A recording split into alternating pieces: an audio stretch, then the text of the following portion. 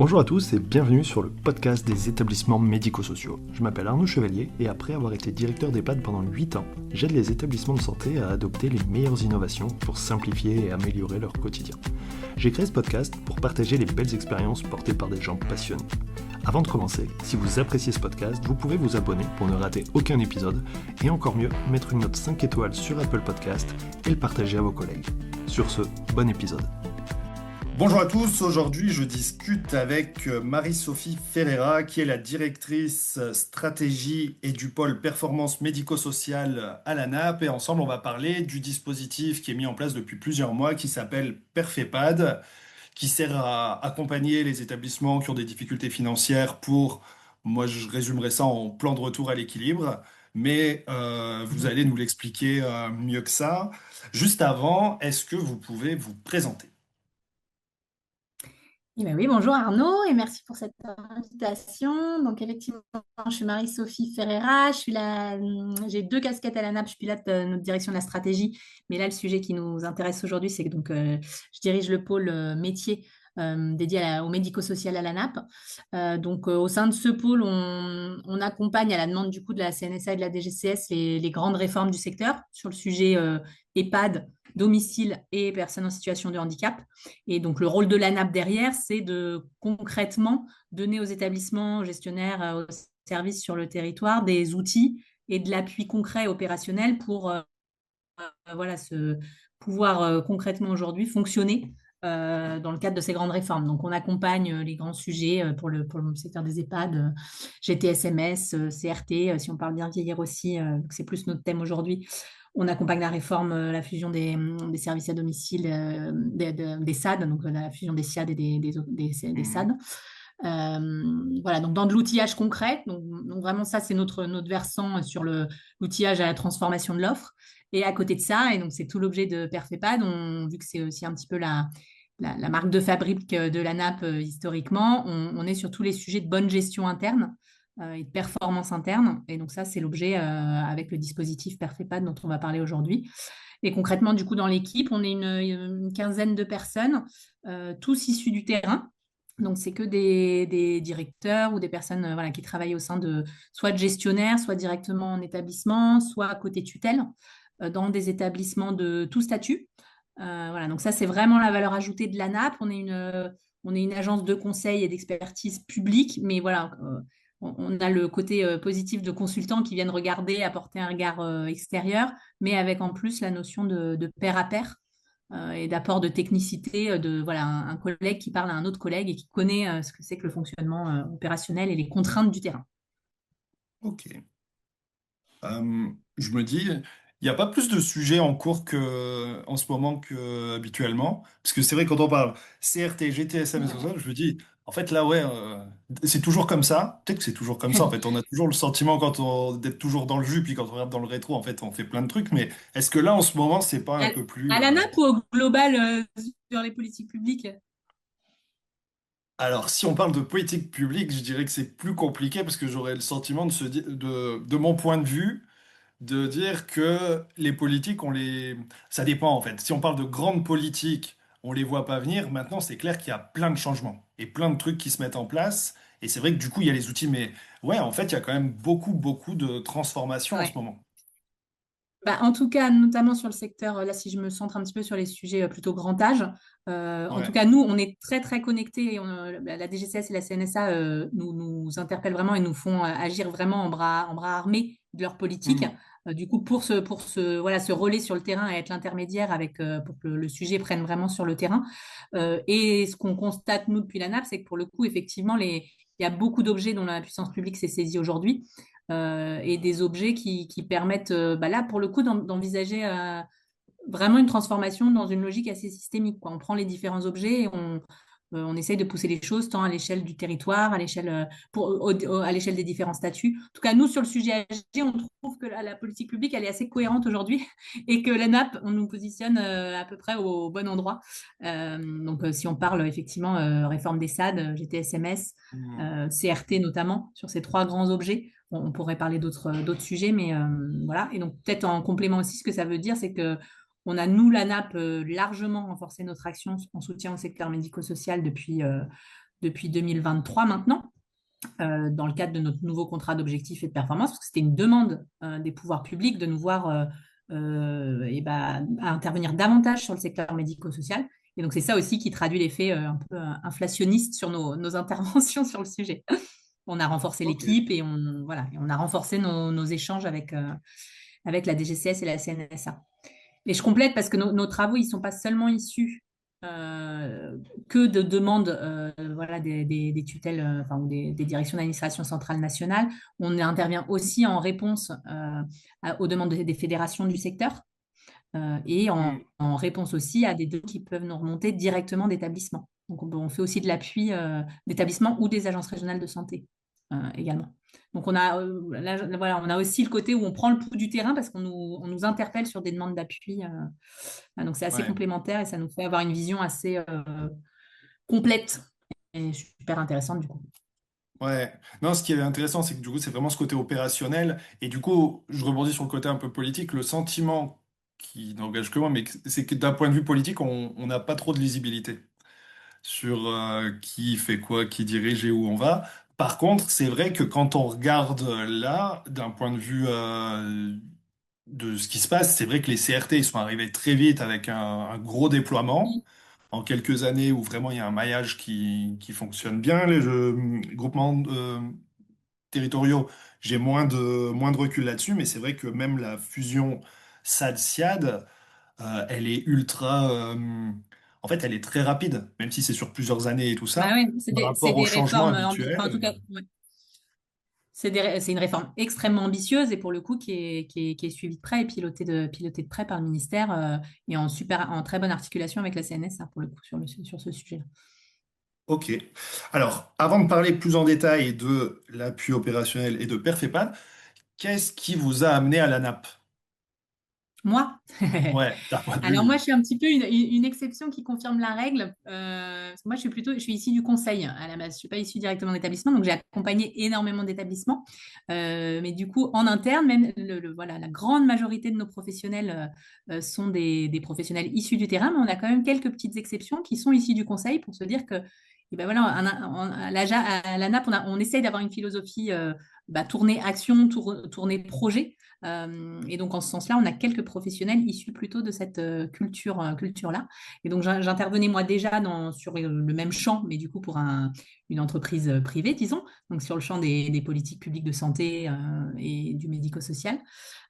Et du coup, rejoindre la NAP après cette expérience, ça a été tout à fait naturel parce que voilà, c'était une logique continuer tout ce que j'aime dans le conseil, mais en plus avoir cette position particulière de la NAP qui est voilà pour le coup l'agence de conseil du ministère, hein, Hmm. donc avec du coup une vision beaucoup plus imbriquée avec justement la construction des politiques publiques. Ouais, vraiment la mise en œuvre jusqu'au terrain, quoi. Et ce côté C'est ça. pratique qu'on peut reprocher parfois à quelque chose de peut-être un peu théorique. Euh, parce que moi, du coup, j'ai fait le chemin un tout petit, plutôt inverse, en fait, où d'abord je travaillais en établissement et aujourd'hui, ça m'arrive d'avoir des missions de conseil. Euh, Au départ, j'avais une vision assez négative du conseil, en me disant, bon, en fait, les consultants, ils viennent nous vendre leurs bonnes idées, mais en fait, c'est toujours la même, et puis en fait, le truc, il va pas s'appliquer, et puis en fait, voilà. Et finalement, je me rends compte que c'est pas forcément vrai, Lumière. mais surtout que c'est très difficile, cette position de faire en sorte, et c'est frustrant, parce que on co-construit une réponse, mais assez souvent, il n'y a pas une bonne observance du traitement.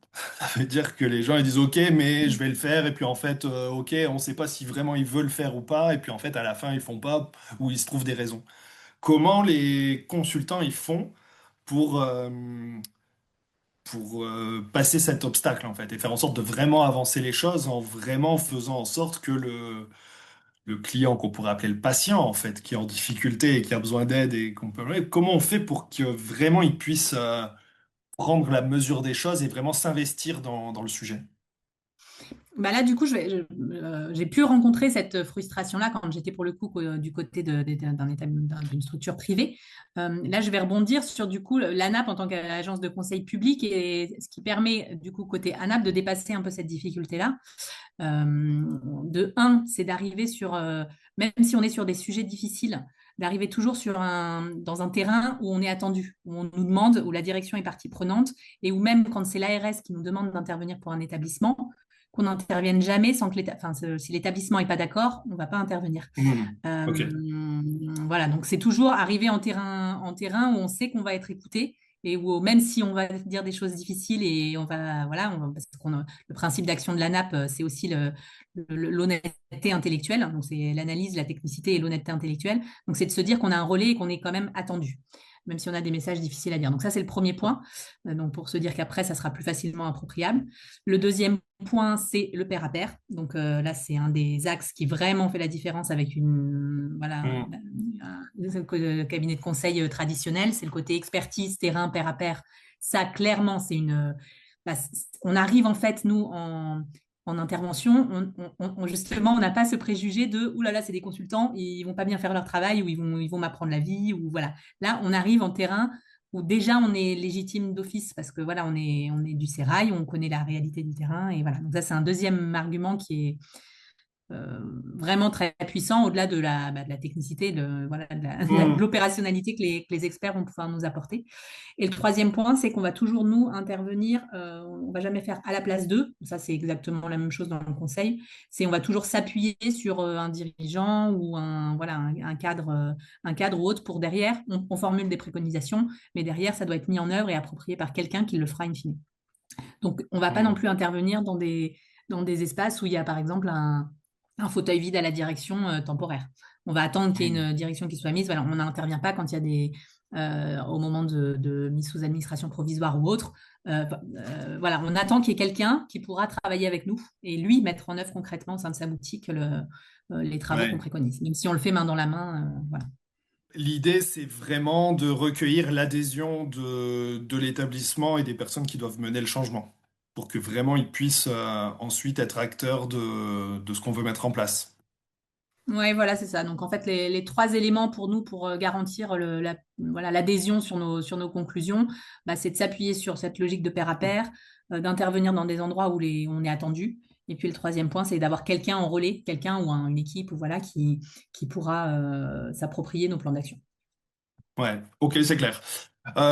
Du coup, Perfepad, le dispositif, qu'est-ce que c'est, pourquoi, d'où ça vient, comment vous le mettez en place, où vous en êtes, voilà, on voudrait tout savoir. Alors, vaste sujet. Je vais pas redire tout le contexte, voilà, de difficultés que les EHPAD rencontrent depuis quelques années. Bon, du coup, avec voilà, la crise inflationniste, Orpea, le Covid, etc. Donc, des EHPAD qui se retrouvent aujourd'hui, depuis quelques années maintenant, en grosse difficulté économique. Et du coup, un soutien du national avec un fonds d'urgence qui a été mobilisé depuis 2023 pour venir du coup abonder le financement des EHPAD et soutenir des ruptures de trésorerie, des ARS et les conseils départementaux qui se sont remis du coup au devant de la scène dans le pilotage avec des commissions départementales qui se sont mises en place pour suivre du coup les situations des EHPAD. Et donc, sur le fonds d'urgence, c'est plus d'1 milliard d'euros maintenant depuis 2023 qui a été mis voilà, en plus du financement national. Du coup, face à ça, les pouvoirs publics se sont dit, au-delà de ça, on peut pas avoir l'impression ou se dire que on arrose le sable finalement. Il faut aussi se dire, est-ce qu'il n'y a pas des choses structurelles à regarder à l'intérieur des établissements pour se dire qu'on enraye un petit peu ce cycle infernal et qu'on trouve des solutions pour retrouver voilà, une bonne gestion, une bonne logique de fonctionnement interne. Donc, Perfepad est né de là. À la base, Perfepad est né parce que c'est des demandes d'ARS qui nous sont remontées, qui se retrouvaient bah, voilà, en difficulté pour accompagner des EHPAD dans leur territoire et qui nous ont demandé est-ce que l'ANA peut venir intervenir et regarder comment on pourrait imaginer ou voir des actions à mettre en place pour retrouver des marges de manœuvre au sein des établissements. Donc, on a commencé comme ça avec l'ARS Normandie à réfléchir et à se dire quelles actions on peut mettre en place. Et du coup, on a lancé un premier pilote en 2024 sur le département de la Manche, où on a pris un groupe d'EHPAD et on a commencé à travailler avec eux un programme d'action à mettre en œuvre par les établissements pour du coup voilà, trouver des solutions et retrouver des marges de manœuvre économiques. De ce pilote, on en a tiré du coup le dispositif PerfEPAD qui après du coup est aujourd'hui généralisé et on a été, nous, côté ANAP, renforcés en effectif pour pouvoir conduire le dispositif. Donc PerfEPAD, concrètement, c'est 18 actions à mettre en place pour retrouver des marges de manœuvre. Mais ce n'est pas seulement une entrée économique et financière. On va du coup faire un diagnostic 360 de l'établissement. On va regarder le sujet de l'organisation de l'offre, on va regarder le sujet de l'organisation des coopérations entre les établissements. On va aller regarder dans le détail toutes les recettes de l'établissement, l'organisation des admissions et de la facturation, l'optimisation des taux d'occupation, la diversification des recettes avec notamment le tarif différencié, etc., etc. On va regarder si toutes les dépenses sont optimisées, notamment effectivement un gros sujet autour du groupe 2 et des maquettes organisationnelles, de la maturité de la fonction RH au sein de la structure. Et ensuite, on va regarder toute l'organisation des fonctions support et des projets d'investissement, projets immobiliers de l'établissement. Donc, c'est vraiment un passage en revue de tous les fondamentaux de gestion de toute l'organisation interne des établissements. Et ça, on le fait autour de 3 journées d'accompagnement. Donc, en fait, on prend les EHPAD en collectif, des groupes d'une dizaine d'établissements qui nous sont fléchés par les ARS. Ça, je pourrais y revenir dans le détail, la manière dont on s'inscrit dans le dispositif PerfEPAD. Et ensuite, du coup, les EHPAD sont accompagnés pendant 3 jours par les experts de l'ANAP, donc des experts du terrain qui viennent du terrain, qui sont d'anciens directeurs d'établissements publics, PNL, d'ATC. Et donc, il y a cette double dimension de pair à pair. Il y a l'expert ANAP qui vient donner, qui partage son expérience au groupe. Et il y a aussi au sein du groupe les EHPAD entre eux qui ont des situations différentes entre eux, donc des EHPAD d'une même région, mais qui échangent et qui se donnent aussi des bonnes pratiques et partagent sur leurs difficultés. Donc, au-delà de l'expertise et tous les tips qui sont donnés au cours de PerfEPAD, c'est aussi un moyen de rompre l'isolement des directeurs. Une grosse partie des EHPAD qui participent aujourd'hui, et une des grosses cibles, c'est les EHPAD autonomes. Donc, on le sait aujourd'hui, ils sont très isolés et très en peine sur leur territoire à devoir porter tout ce qui est attendu aujourd'hui à l'échelle d'un EHPAD donné. Donc, c'est aussi un dispositif qui, en deuxième effet qui se coule, disons, vise aussi à rompre un petit peu l'isolement des directions. Tu peux, juste sur cette question-là, je trouve que c'est super intéressant parce que la question, au fil voilà, je comprends bien l'idée et j'ai plusieurs questions qui sont venues une par une. En fait, quand on se dit, on fait un audit 360, je dis, bah, dans le logique, hein, et voilà. Et la question que je me pose, c'est est-ce qu'il y a un profil type d'établissement, mais vous y avez un peu répondu, c'est l'établissement un peu autonome, voilà, qui est isolé. Et je me dis, pourquoi les directeurs n'ont pas mis en place déjà, parce que souvent ils le savent en fait, la problématique, d'où ça vient et les réponses. Et en même temps, voilà, alors, il y a des établissements, chacun fait enfin, on fait déjà ce qu'on peut, c'est un métier difficile. Il y a aussi toute la question du contexte, où on a vu beaucoup d'établissements là ces derniers temps, où ben, avec des grosses tensions sur le recrutement, vous avez plus d'infirmiers sur le territoire, bah, vous avez un recours à l'intérim, et du coup, forcément, d'un point de vue budgétaire, tout va déraper, enfin bref. Et ce sujet d'isolement des directeurs, est-ce que c'est pas ça le fond du problème? Et c'est là où je remets mes idées dans l'ordre. Est-ce que les établissements qui sont pas en difficulté, c'est les établissements pour lesquels il y a eu une instabilité à un moment sur la fonction, liée sans doute aussi à l'isolement, au fait que pendant le Covid et tout ça, c'était vraiment encore plus dur que d'habitude, et que peut-être, ben, c'est des établissements qui peut-être sont en plus déjà un peu reculés, pas facile de recruter une équipe de direction stable, et que du coup, ben, c'est comme ça que les actions importantes sont pas forcément mises en œuvre et que ben, au fur et à mesure, ben, il y a un peu un délitement et puis un impact budgétaire conséquent. Et est-ce que du coup un des sujets, c'est pas comment on fait en sorte de soutenir et entre guillemets de prendre soin des directeurs? Bref, c'est ça mon cheminement. Qu'est-ce que vous en pensez? Oui, il y a beaucoup de choses dans ce que tu as dit là. Il y a beaucoup de choses. Donc, déjà, clairement, donc, par où commencer? Oui, clairement, donc, Perfepad, il y a une des craintes ou des choses qui nous remontent beaucoup du terrain et des directeurs, c'est, mais on le sait, tout ça, vous n'allez pas nous réapprendre notre métier, on sait faire, voilà, donc, oui, et on arrive en se disant oui, c'est sans doute dans les 3 jours, il y a plein de choses que vous savez et on ne va pas arriver avec la solution miracle et les 18 actions auxquelles vous n'avez jamais pensé. On sait que vous avez testé plein de choses et que vous voyez, voilà. Mais Hmm. l'idée là, c'est justement de se donner pendant les 6 mois d'accompagnement un petit peu une rigueur collective à se dire on passe tout en revue et on essaye de tout remettre au carré au sein de sa structure parce que dans le feu du quotidien, on ne le fait pas forcément, ou les choses peuvent dériver, etc. Donc même si c'est des sujets que vous connaissez, ils ne sont pas forcément toujours totalement carrés dans vos boutiques et c'est le moment finalement sur ce programme-là de remettre les choses au carré. Donc ça, c'est un premier point de vue, mais clairement, on n'est pas là pour se dire qu'on va vous apprendre votre métier. On arrive aussi en Hmm. logique, on n'est pas là pour faire du contrôle ou de l'inspection, on arrive en logique, on va travailler ensemble et on se remonte les manches ensemble. Donc ça, c'est le premier point.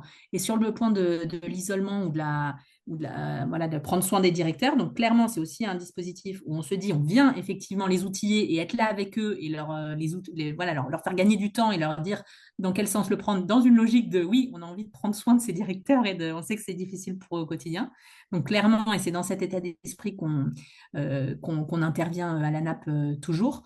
Par contre, et en revanche, effectivement, la cible principale reste ces directeurs isolés et donc ça, c'est un autre des gros sujets systémiques enfin, ou de sujets de performance qui sont clairement identifiés à la nappe et au-delà même du sujet des EHPAD, ce sujet finalement de la masse critique et à voilà, quelle est la bonne échelle et quel est le bon, je Hmm. ne vais pas sortir un nombre de lits, ou voilà, mais en tout cas, se dire que tout seul sur son territoire, aujourd'hui, c'est plus possible. Donc ça ne veut pas dire qu'il faut tout fusionner, c'est pas du tout ça notre sujet.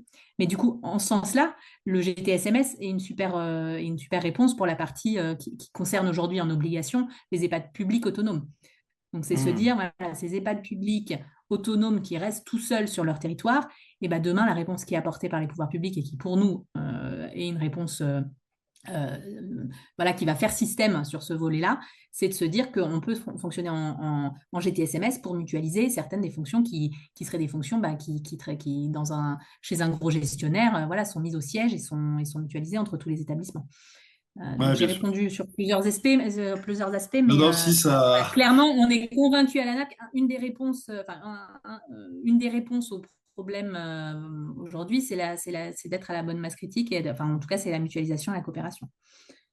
Ouais, ouais, c'est clairement un sujet. Et même au-delà de ça, si je reviens sur rompre l'isolement des directeurs, le format de groupe, je trouve que c'est super Mm. intéressant parce que moi j'ai commencé en travaillant dans un groupe privé commercial, donc un très gros. Et en fait, quand je suis passé sur une association autonome, il y a un truc qui m'a manqué, c'est les réunions de région et c'est l'annuaire de collègues. Ouais. Parce que là, du jour au lendemain, en fait, bah si j'avais des voisins. Mais c'est pas pareil, c'est pas la famille. Et du Oui, coup, mais en tout cas, c'est à toi de décrocher ton téléphone pour te dire, OK, mon opération immobilière, j'ai jamais fait ça de ma vie, comment je m'y prends, voilà. Donc, si t'as pas ouais, ton réseau personnel ou voilà, des collègues que tu as connus par ailleurs, voilà, tu te retrouves un peu comme bah, c'était poule cuit, c'est devant un tout ultra trou, quoi. stressant. Ouais. Hmm. Et il n'y a pas aussi cette logique de plan de formation mutualisé des directeurs et de montée Ouais. en compétences et de voilà. Parce que quand on fait partie d'un groupe, quand on est à l'hôpital, c'est pas pareil, parce que l'hôpital, du coup, c'est une forme de groupe. Il y a les services, il y a un siège, il y a tout ça, il y a plein de choses. Mais c'est vrai que je pense au directeur qui est sur un établissement beaucoup plus autonome. Alors souvent, il y a quand même du réseau, il peut y avoir un GCSMS, il peut y avoir, enfin voilà, il a ses collègues, mais c'est pas pareil. Il n'y a pas ce côté où on se retrouve et on travaille ensemble. Et je pense Ouais. que Bah, ça du peut coup, être un sujet. donc, la cible de Perfepad, c'est ouvert à tout EHPAD qui ont bénéficié du fonds d'urgence. C'est fléché prioritairement par les ARS. Donc, c'est les ARS qui Ok. nous constituent les groupes. Donc, on va accompagner 600 EHPAD par an pendant 3 ans. Voilà, et donc prioritairement, c'est les EHPAD ayant bénéficié du fonds d'urgence. Donc, on retombe, voilà, c'est le serment qui se mord la queue. Aujourd'hui, voilà, dans le lot, c'est 80%, c'est des EHPAD publics. Voilà, on a 70%. On est à donc, territoriaux, autonomes ou hospitaliers. On est à 20% de PNL et on compte sur le doigt d'une main les privés commerciaux. Euh, donc voilà, déjà la C'est logique, répartition hein. nous fait nous dire ça, ce qui est Ouais. complètement logique. Après, nous, on trouve ça intéressant de continuer d'avoir vraiment du mélange aussi, c'est volontaire qu'on n'ait pas fait des groupes par statut. On trouve ça Mhm. intéressant de mélanger les situations pour que cet échange soit aussi, voilà, permette à tout le monde de se dire, de se déplacer, de dépasser un peu son focus personnel et de se dire, ah ben voilà, ailleurs, ça fonctionne comme ça. Voilà. Et après, sur le sujet des EHPAD hospitaliers, ça, c'est encore un autre sujet parce que oui, certes, il y a le soutien, il y a voilà, les ressources propres de l'hôpital. Dans ce qu'on observe, nous, ces hôpitaux, les EHPAD hospitaliers, c'est quand même ceux qui sont en grosse difficulté autre, vu aussi le dimensionnement souvent de ces EHPAD. Donc pour nous, ça, c'est un autre sujet qui aujourd'hui n'a pas forcément une réponse systémique encore. Et ils peuvent se retrouver, eu égard à la gouvernance et comment c'est piloté en interne dans leur structure aussi, assez isolés sur la manière dont ils peuvent conduire Ouais. leurs actions. Euh, Vous pourrez pas le dire vous, mais moi je peux. C'est que souvent les EHPAD hospitaliers, c'est la cinquième roue du carrosse.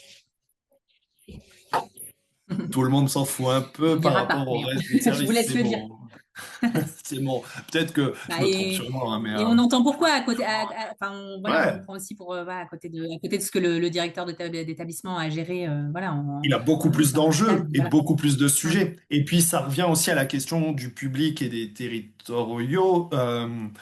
L'administration par un élu, moi je comprends aussi, si je suis maire, ben, c'est plus classe de faire venir un IRM que des places d'EHPAD. En plus, enfin, il y a plein de sujets comme ça qui sont difficiles et c'est vrai Mm, que mm, l'accompagnement là-dessus, il est intéressant parce que, par exemple, si je reprends moi ce que je vois par rapport aux territoriaux, souvent cette question de tarifs différenciés, c'est un tabou.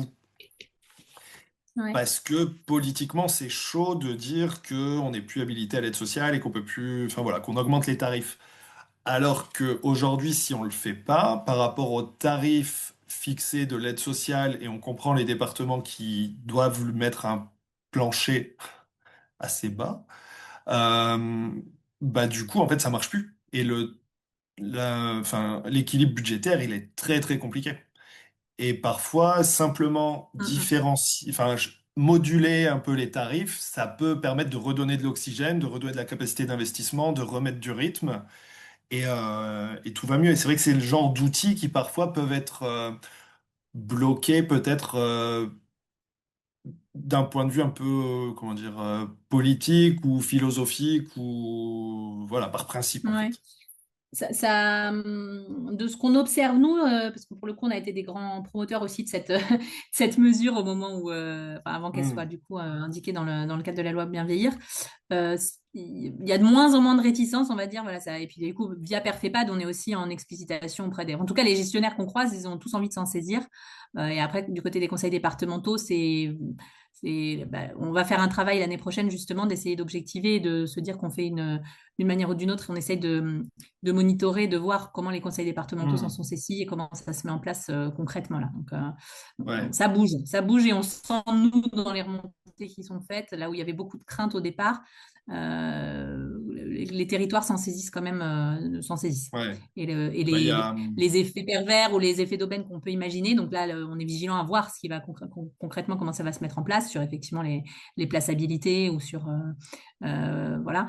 Bon, en tout cas, ça va être mesuré. Il n'y a pas de conclusion à date, mais pour l'instant, hmm. les effets sont pas, enfin, les craintes qui étaient perçues se concrétisent pas, se réalisent pas. Ouais, je comprends. En sachant Mm. que, bon, c'est un cas vraiment, c'est une situation assez, un sujet assez particulier, mais c'est vrai que là, je me dis que souvent, le point de blocage sera plutôt le conseil d'administration qui va avoir peut-être plus de mal à valider cette décision qui aurait pu être proposée par un directeur. Mais bon, du coup, ça va Mm. déjà accompagner les directeurs et travailler sur les directeurs, c'est très bien, et peut-être qu'un jour, travailler plus avec les conseils d'administration. Mais c'est un autre C'est vrai sujet. qu'aujourd'hui, pour le coup, sur Perfepad, on n'a pas on a déjà. On nous a remonté ça plusieurs fois, de comment aussi on embarque les conseils d'administration avant que les directions se lancent dans Perfepad pour qu'ils sachent derrière ce qui va potentiellement devoir bouger dans leur boutique. Donc sur 2025, on n'avait pas prévu cette modalité-là. On va y réfléchir pour 2026 à ajouter un premier temps de sensibilisation. Ce qu'on a fait en 2025, par contre, c'est qu'au-delà des directions, on a formé aux mêmes actions, donc aux 17 leviers, toutes les ARS et les conseils départementaux. Parce que Ok. du coup, l'idée, c'est que sortent de PERFEPAD, les EHPAD qui en sortent avec un plan d'action où ils se disent, voilà, sur ces 17 leviers, c'est ceux-là que moi je vais mettre en place et selon tel calendrier dans mon établissement, voire certains qu'ils ont déjà mis en place au cours de l'accompagnement. Et derrière, c'est dans le cadre du suivi du fonds d'urgence, disons, les ARS qui vont suivre dans la durée la concrétisation du plan d'action. Donc, il était important qu'on parle le même langage et que les équipes des délégations départementales et des conseils départementaux soient aussi en connaissance du programme Ouais, bien global. sûr. Ouais, c'est vrai, parce que je me dis, il peut même y avoir après des liens avec le CEPOM, pour peu qu'il y ait un Mm. peu de moyens, mais pour flécher, et puis pour peut-être encourager et suivre et valider des orientations qui peuvent être prises. J'ai noté une autre question. Est-ce que vous faites des liens avec l'évaluation HAS? Parce que du coup, c'est un sujet que... Alors, je n'étais pas plus tard qu'avant-hier, justement, en échange avec les interlocutrices qui pilotent le côté évaluation HAS. Donc, sur la première journée, on travaille sur la qualité au service de la performance. Donc, la première Ok. journée d'accompagnement de PERFEPAD. Et du coup, on n'a pas encore intégré là, mais on va le faire dans le premier autodiagnostic que les directeurs doivent faire avant de se lancer. Des éléments sur la notation de leur évaluation. Bon, ça, on est en réflexion là-dessus. En tout cas, ce qu'on va faire ce qu'on fait dans la journée 1, c'est repositionner les éléments de bilan de Hmm. l'évaluation, le premier bilan, de ce qui sont les actions qui pêchent le plus, disons.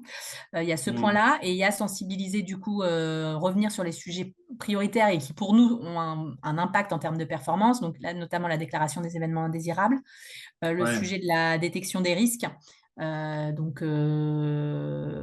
Voilà, le plan bleu, le médicament, les chutes. Après, Voilà, donc on c'est fait vrai qu'il y quelques a... petits focus comme ça qui, du coup, ont Ouais. un impact pour nous. Le fait que ce soit pas maîtrisé, derrière, c'est des dépenses de santé. Voilà, Hmm. donc c'est un enjeu d'efficience du système au global. Donc c'est Hmm. important pour nous à la fois de se dire que la démarche qualité, c'est au service de la performance, c'est au service aussi de la, voilà, en fait, derrière de, de professionnels qui sont bien au sein d'une boutique et du coup de moins de turnover et du coup, voilà, Hmm. on réenclenche un cercle vertueux. Ouais. Sur Donc, l'aspect et RH, il y a un puis, sujet. ouais.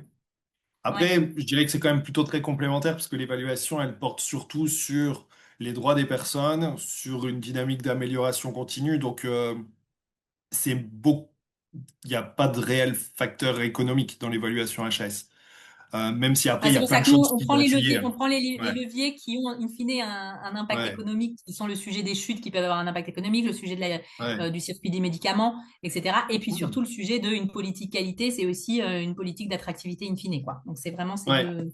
ces deux sujets-là Attractivité, qui sont, autant usagers, professionnels. Et puis, voilà. c'est vrai que si moins d'événements indésirables, c'est moins de galères, moins de problèmes et meilleure gestion au final. OK. Et puis bon, tant qu'à avoir Euh, les EHPAD, 1800 EHPAD avec nous sous la main, on en profite pour oui, essayer d'aligner et de ne pas parler que. Perfepad, c'est aussi de se dire, voilà, la performance c'est global, ça c'est la vision de la NAP, on ne va pas que parler finances, on parle aussi qualité d'accompagnement et c'est pas au détriment de la qualité d'accompagnement. Donc c'est aussi ouais. important de remettre ces éléments en face de tous nos travaux, quoi. Oui, oui, c'est clair. Non, pour avoir vraiment cette vision très globale. Très bien. Est-ce qu'aujourd'hui, vous avez un retour sur les premiers établissements qui ont pu passer ou être accompagnés?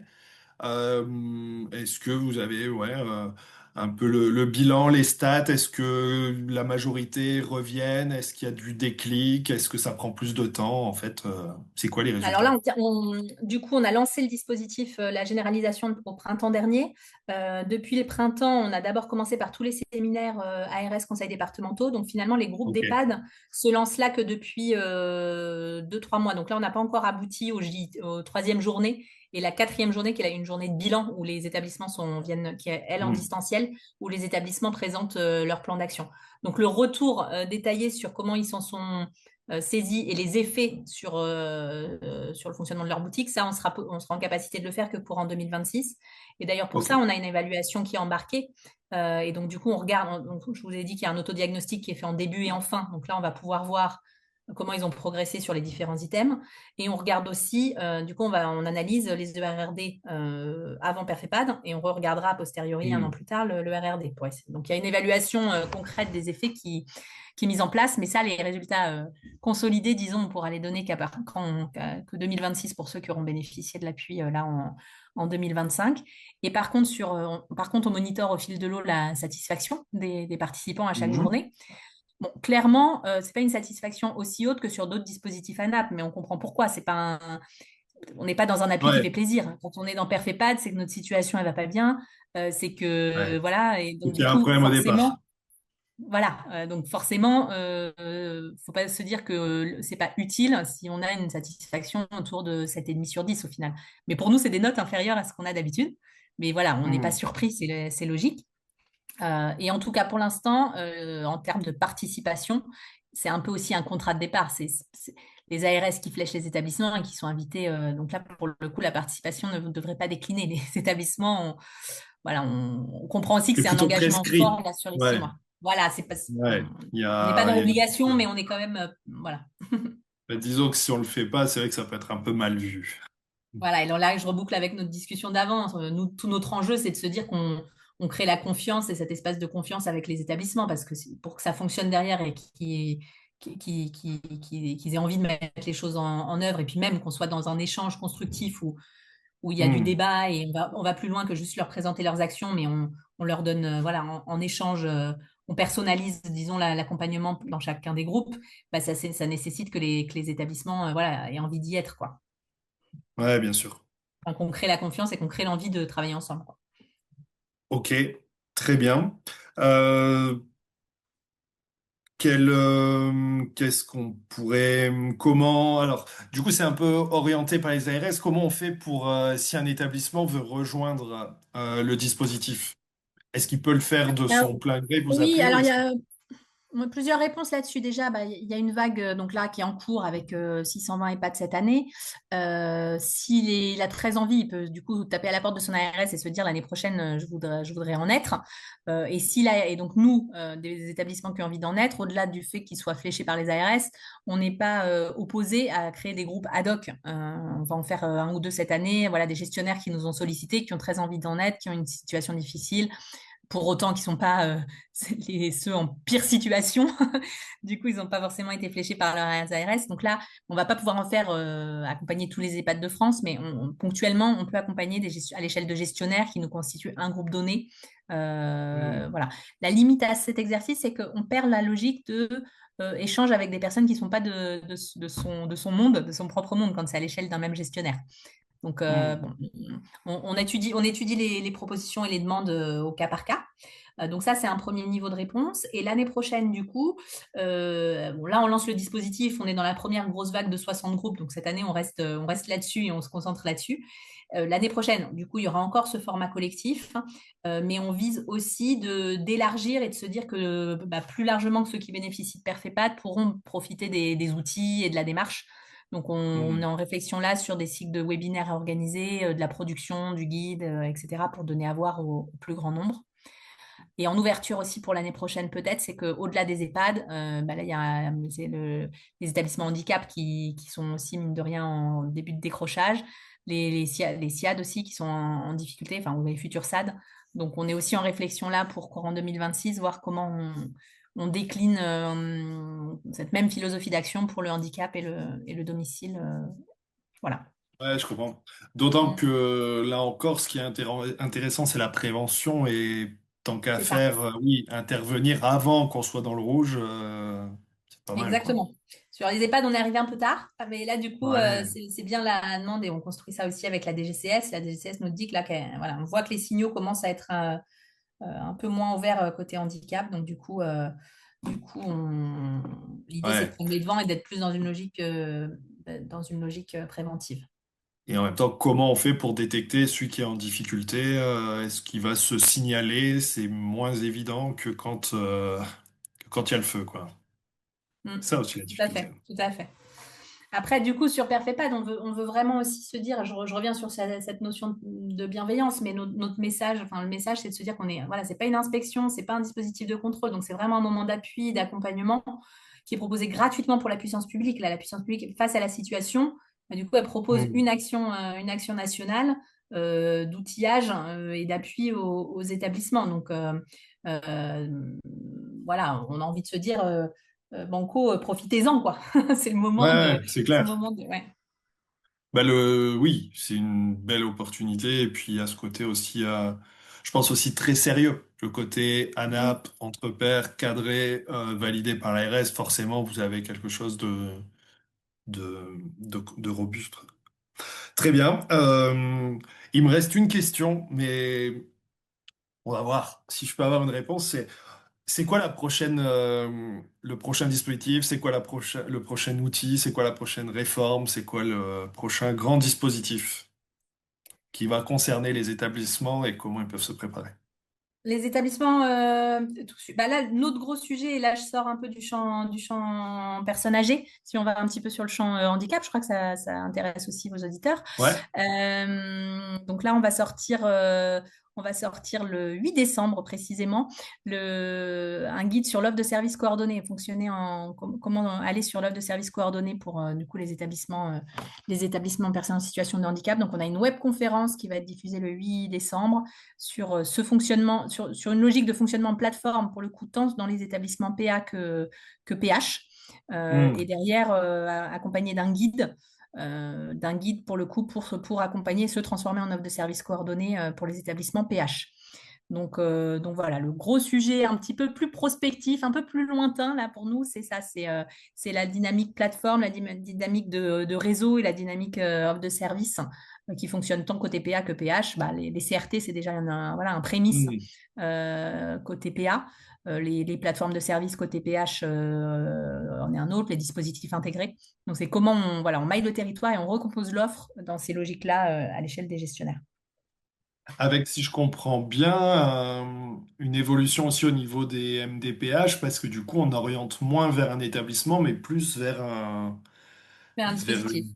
Mm. un dispositif en plateforme, ce qui donne plus de souplesse aux établissements pour orienter C'est ça, mieux. la finalité, c'est ça. Aujourd'hui, c'est possible sur le cadre avec un décret qui autorise déjà ça, enfin, qui cadre ça dans le cadre des dispositifs enfants, de se dire que la MDPH voilà, notifie vers un dispositif et derrière, c'est finalement à l'échelle de la plateforme ou voilà, du dispositif d'organiser les parcours et de proposer une offre de service, différentes modalités d'accompagnement, voilà, de l'ambulatoire, de l'internat, du semi-internat, etc. Hmm. Et finalement, la construction du parcours derrière, elle se fait par l'établissement lui-même, enfin par l'établissement et son réseau de partenaires lui-même, avec derrière énormément de questions qui se posent en termes de réorganisation interne, en termes d'évolution des métiers, en termes d'évolution des organisations, des circuits d'admission, etc., etc. C'est une révolution. Mais c'est déjà en marche. Hein. Ouais, ouais, carrément. Et, euh, et question indiscrète, au niveau des CRT, c'est quoi l'étape d'après? Est-ce qu'il y en aura d'autres? Est-ce qu'ils vont être divisés? Est-ce que ils vont avoir une file active plus large? Est-ce qu'il y a un Alors, plan? pour l'instant, voilà, c'est autorisé. Le chantier, c'est 500 CRT.